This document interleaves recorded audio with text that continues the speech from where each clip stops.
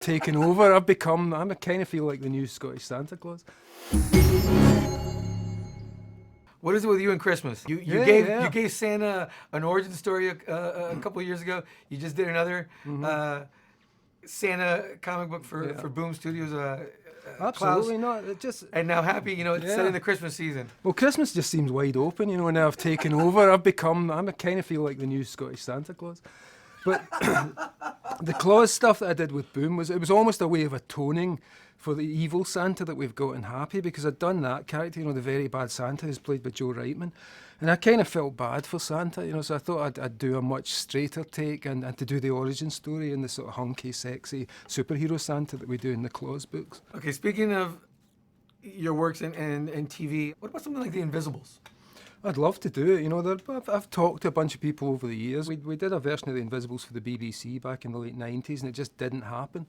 And a lot of people have come to me over the years and said, I'd love to do this, and I've just kind of knocked them all back, because unless I feel with that one, unless I'm really deep in there, I don't want anyone to do it. That's the one where I kind of do feel this is my baby, and I wouldn't want too much to be messed with.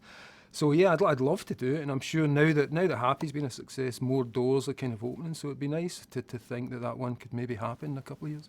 As someone who's done just about every character at DC Comics, I'd love to know what you thought of Justice League. Did you see it? I haven't seen it yet. No, I get invited. You haven't seen it? You ruined the question. You ruined the question. I Come get on. invited to the premiere, and I was back home in Scotland. My wife went to see it, and she actually really liked it, and she usually hates these things, so she actually enjoyed it. So I still don't know. I haven't seen it. Still, are you going to plan on seeing it? I'll see it when it comes on TV at this point, probably. There's a thing called DVDs and Blueys that can help speed it up. Yeah. Just letting you know. So they've actually invented things like this now. I know you eschew technology for the most part, but there you go. Yeah. No, unless it's a cave painting, I'm not interested. Last question, because you were talking about adaptations and whatnot. You did such an insanely great run on Batman. Which story arc would you like to see adapted in any medium, whether it be on TV, animated movie, whatever?